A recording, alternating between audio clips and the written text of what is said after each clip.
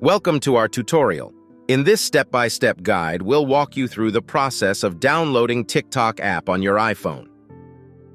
Open your App Store and click on the account icon at the top right corner of your screen. Make sure that your account is signed in with your email address or your Apple ID. Now tap Done. Type TikTok in your search bar. Tap on Get option. It will start downloading. Sometimes it may ask for your Apple ID again or your Face ID, then you have to double-click the lock button at the right side of your phone. Look for the TikTok app on your home screen. If it is not there, just open your app library and it will show up that the app is being downloaded. Now enjoy using TikTok once it is downloaded. Congratulations!